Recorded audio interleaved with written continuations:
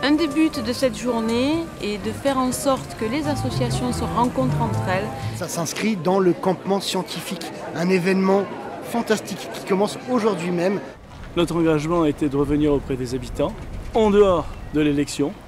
Donc en fait, cette semaine, il y a eu des actions à destination principalement des salariés et des entreprises.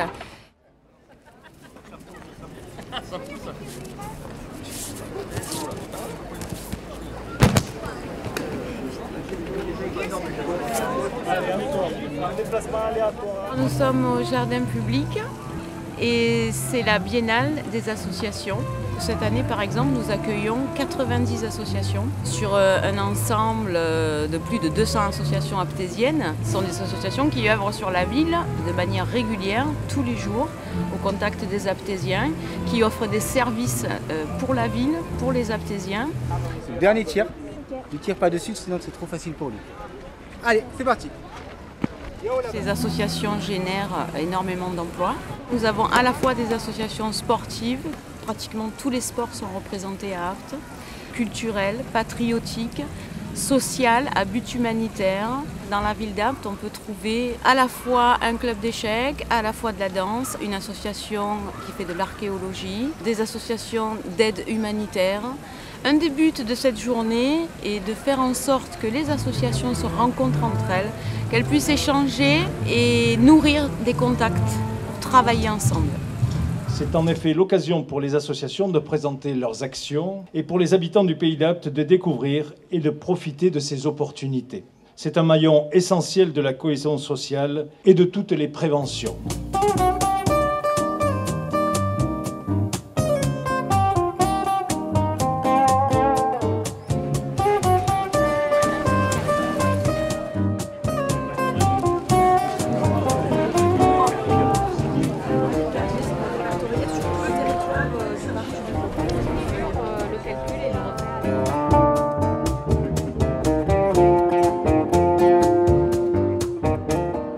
Mon travail, c'est de faire le lien. Et comme l'a souligné le maire lors de son discours, c'est de permettre, pas de faire à la place des associations, mais de permettre, évidemment, dans le sens de nos orientations politiques, culturelles et surtout solidaires. Oui, notre orientation est sur la solidarité. Aussi la culture, parce que nous sommes persuadés que la culture aide le bien vivre ensemble et aussi génératrice d'économie, génératrice de fréquentation. Et tout cela rentre dans une ambition qui est de valoriser le Pays d'Apt. Bien, bonsoir, vous êtes ici donc sur le campement scientifique. Nous sommes très heureux de vous accueillir ce soir et pour m'accompagner dans cette présentation ce soir, la meilleure. Je vous demande un tonnerre d'applaudissements pour Miss Geneviève.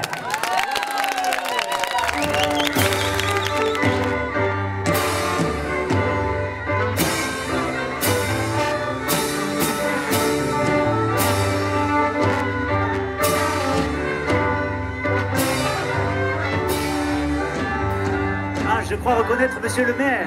On peut applaudir très fortement Monsieur le maire, Olivier Curel, accompagné de la vice-présidente de la culture de la communauté de communes, ainsi que du président de la communauté de communes, M. Gilles Ripert. Et donc, la vice-présidente de la culture, Marie Rambaud. Messieurs qui êtes sur le tapis rouge, je vous demanderai de laisser place aux chercheurs. Antoine de Police, suivi de la charmante Sylvie Reguetin. Une toilette merveilleuse.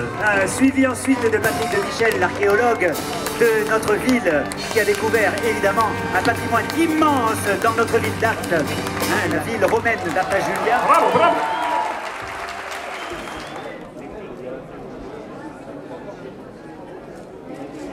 Là, on a les sujets de comment ça marche dans la tête quand on cherche, ou comment ça marche dans la tête quand on ne comprend pas, ou comment ça marche dans la tête quand on parle à une caméra, par exemple, ça pourrait être. Donc là, on invite des gens à faire ce protocole de recherche. parce que ça s'inscrit dans le campement scientifique, un événement fantastique qui commence aujourd'hui même et qui se finit samedi prochain. Là, eux, ils travaillent sur comment ça marche dans la tête quand on est heureux. Et là, j'ai décidé de pas le faire parce que c'était trop vertigineux pour moi. Alors, on va présenter les différents défauts visuels des yeux. Donc avec des schémas simples, on présente l'astigmatisme, l'hypermétropie, la myopie, la presbytie. Nous avons aussi le principe du polarisé et ici les différents systèmes optiques avec lesquels on va vers l'infiniment petit à l'infiniment grand. Voilà, un vaste domaine. En fait, ce qu'on peut dire de tout ça, c'est que la Terre, elle est faite de différentes pièces d'un puzzle, de différentes plaques qui vont soit s'écarter, soit se rapprocher. Mais est-ce que ce genre de volcan est fort? Ce genre de volcan, on a dit qu'il n'était pas très méchant. Ouais, stop. Alors qu'est-ce qui se passe? Tu peux toucher aussi la matière, il n'y a pas de problème. Je t'ai piégé parce que tu as été filmé et maintenant tu vas aller voir ton image au ralenti. Ma spécialité c'est de filmer les chauves-souris et c'est ce style de caméra que j'utilise pour les filmer au ralenti. Bon là on est à 200 images secondes là. Mais 200 pour la réaction des gens ça suffit. Moi ça m'amuse beaucoup de voir les gens heureux, de voir les gens qui s'intéressent, de voir les gens qui se parlent. Des gens qui n'auraient pas forcément parlé avec un scientifique avant, qui sont là, qui sont à l'aise. Voilà, moi partout où je me retourne, je vois que des gens qui blaguent et qui ont vraiment la banane. Le campement scientifique se veut un événement de culture scientifique et technique sur le territoire et avec de nombreux partenaires. Le principe est avant tout de pouvoir rencontrer des gens qu'on ne rencontre pas d'habitude, surtout dans un territoire comme le nôtre où il n'y a pas d'université. Et d'apprendre des choses, oui, en tout cas d'apprendre à les connaître, d'apprendre à voir comment ils fonctionnent, et en tout cas d'être sensibilisé.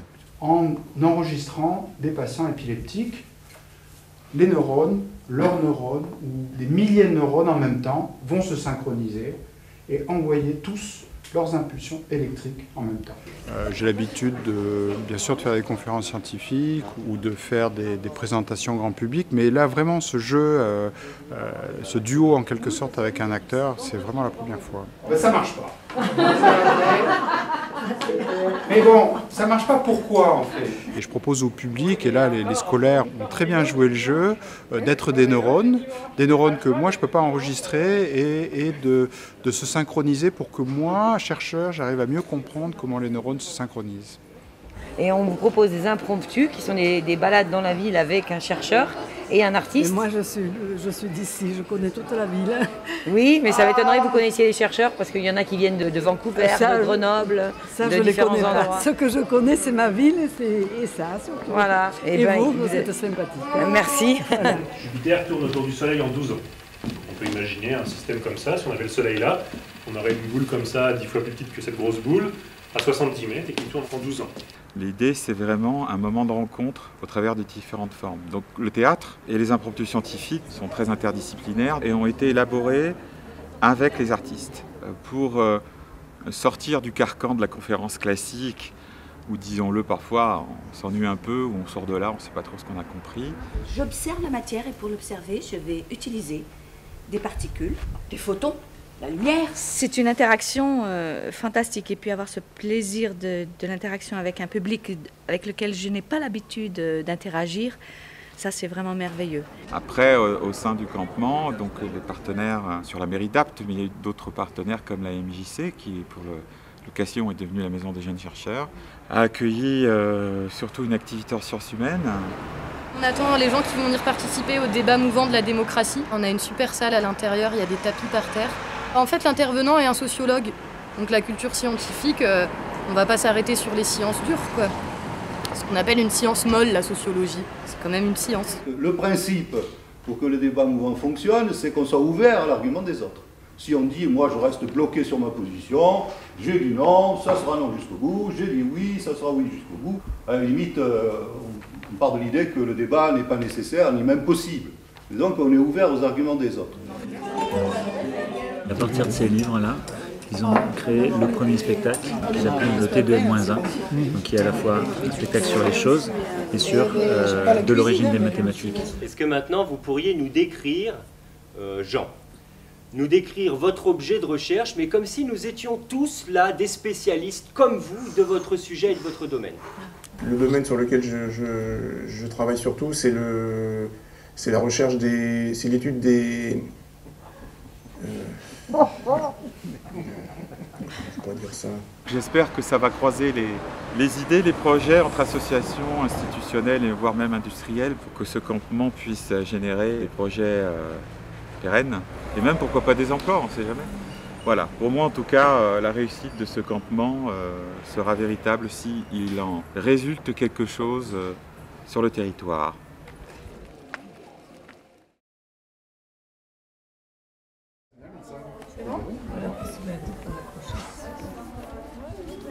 Alors, la réunion de quartier a pour but de recueillir toutes vos remarques constructives, mais aussi de connaître la réalité du quotidien pour nous les élus et différents services municipaux, et de vous informer des décisions que la municipalité prend et des raisons qui les motivent. Je pense qu'il faut une véritable révolution de nos mentalités, de nos pratiques. Se dire que la démocratie, c'est pas simplement un mode de désignation des représentants, mais que c'est aussi la manière de vivre ensemble, de décider des affaires communes et de les mettre en œuvre. Quand je dis ensemble, c'est élus, habitants, présidents de quartier et différents services. Voilà, c'est ça, c'est les uns avec les autres. C'est-à-dire pour faire activer votre logement pour les appartements, les portes qui ne, les portes qui ne ferment plus. Vous pouvez passer par nous pour activer justement ces demandes. Dans quelques mois, il va y avoir d'autres réunions où il y aura les différents services, quelques élus, les partenaires locaux, mais surtout les habitants. Sur le plan citoyen, moi je suggère que les habitants de la cité s'approprient véritablement leur cité avec des outils possibles comme des comités d'intérêt de quartier et qu'à partir de là, des initiatives collectives soient prises de sorte que les affaires de la cité soient aux mains des habitants de la cité. Ces réunions de quartier ont été programmées lors de la campagne électorale et elles procèdent de notre conception de la démocratie de proximité. Donc nous avons des choses à dire bien sûr aux habitants, mais nous avons aussi et surtout peut-être à entendre ce qu'ils ont à nous dire concernant leurs préoccupations de tous les jours. Alors nous ne sommes pas responsables de tout, bien entendu, sur ces quartiers, il y a des bailleurs sociaux qui doivent aussi prendre leurs responsabilités, mais notre rôle c'est de faciliter précisément cette vie quotidienne et prendre en compte très sérieusement les difficultés des uns et des autres au quotidien. Les containers poubelles ne sont jamais désinfectés. Alors, les responsables de la SNI, qu'ils soient de Marseille ou de Paris, sont incapables de retrouver les actes notariés qui disent qu'ils puissent, etc. Donc nous travaillons petitement, mais tant que ce problème n'est pas réglé, j'interdis aux agents municipaux de venir travailler pour une tierce personne qui encaisse des loyers et qui n'est pas capable de vous rendre ce service à minimum. Les principaux sujets d'interrogation, ou en tout cas de questionnement, au-delà encore une fois de cette vie au quotidien dans le quartier, portent sur les sujets récurrents que sont ce sentiment d'insécurité, sur lequel nous développons, je ne vais pas les rappeler ici, mais le renforcement de la police municipale, le pôle prévention, la présence du service animation jeunesse jusqu'en fin d'après-midi, début de soirée dans les quartiers, pour l'aide aux devoirs, pour les clubs jeunes qui occupent et donnent un peu de sens à ces gamins. Il y a un problème de sécurité dans le quartier, de sécurité routière dans le quartier. Pour le reste, je leur dis tout simplement que sur des choses qui dépassent largement les compétences communales, on est plutôt vers une orientation vers des services compétents, à savoir gendarmerie et autres, avec lesquels de toute façon nous travaillons en étroite collaboration. Ce soir, je vous apporte une information qui pourrait vous intéresser. Je ne sais pas si vous savez qu'il y a maintenant à Apt une recyclerie. Et cette recyclerie, vous pouvez y acheter des choses formidables. Très longtemps, surtout quand j'étais plus jeune, l'élu, pour moi, c'était le notable, la personne un peu lointaine, qu'on voyait assez rarement et à laquelle on osait rarement demander quelque chose, sauf dans les toutes petites communes. Mais dans les grandes villes, l'élu était lointain. Et là, les réunions de quartier nous rapprochent des habitants. Et ça, pour moi, c'est très important parce que dans l'écologie, il y a ce changement de société. On va des quartiers parfois où les gens ont des tout petits revenus. Donc il faut qu'il y ait d'autres réseaux qui se créent, des réseaux de solidarité, d'entraide. Et donc ça m'intéresse particulièrement, oui. Maintenant, je vais vous demander une chose, monsieur le maire, à qui il faut qu'on s'adresse pour tailler un peu les arbres. À quel endroit? en face de chez moi. D'accord. Donc, à part tailler les arbres de la dame, qui est-ce qui souhaite qu'on porte une attention particulière sur quelque chose? Je peux me permettre de dire quelque chose. Dans les quartiers là, il manque beaucoup de bancs pour les gens. Les bancs. Les bancs. Chez nous, c'est en haut.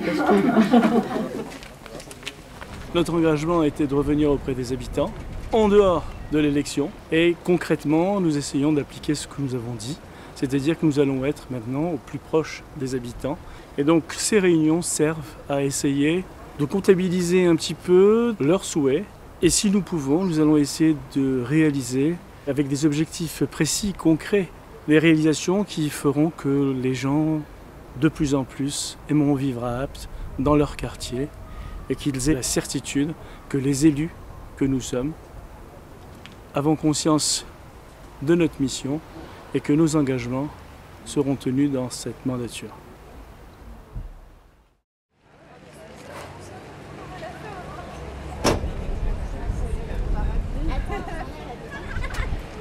C'est la deuxième édition des aptitudes. On avait déjà organisé un événement l'année dernière, donc pour la semaine de la mobilité.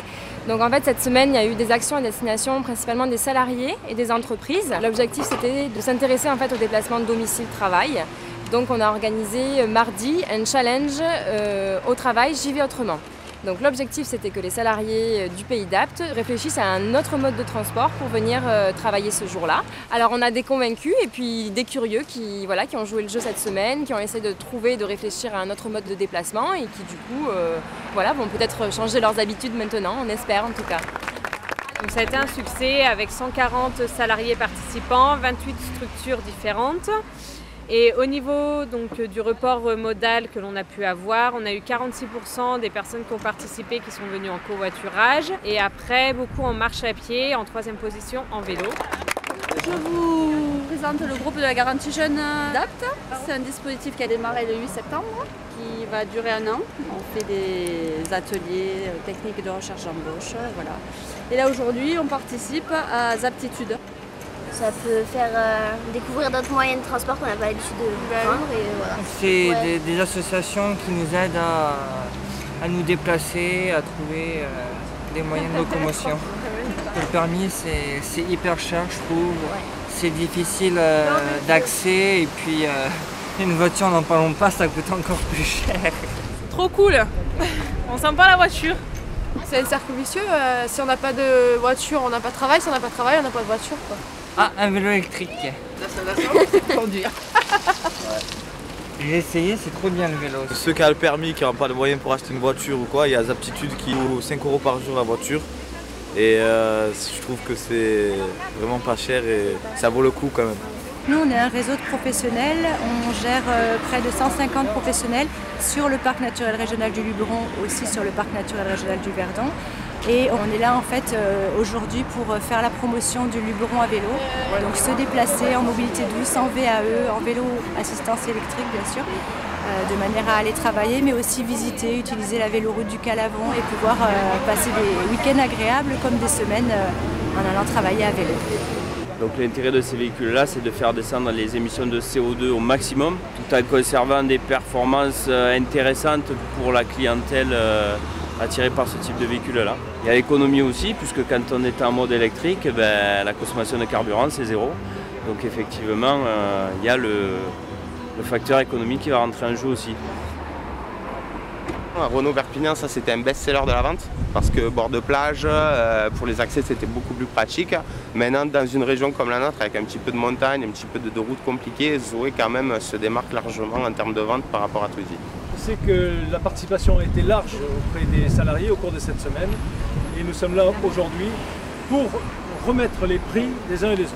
Se déplacer à vélo ou à pied, ça fait partie du quotidien des employés de la société Progress. Et cet axiome, ça n'a fait que valoriser leur démarche quotidienne. Et donc on est ravis d'y avoir participé et on espère pouvoir y reparticiper l'année prochaine s'il y a d'autres éditions. Voilà, merci beaucoup en tout cas. J'ai été le référent de la journée Challenge Mobilité. Donc on a remporté le premier prix de participation. Voilà. Ce qui pour nous est une grande satisfaction, c'est de voir la réactivité et la réponse qu'on a eue à travers le monde des salariés du territoire, puisqu'ils ont été nombreux à vouloir jouer le jeu, à participer à ce challenge qui était peut-être un peu ludique et pédagogique, mais qui en tout cas a bien montré leur curiosité. Et je suis certain qu'ils en auront découvert certainement les bienfaits, encore une fois, que ce soit environnementaux et économiques, bien évidemment.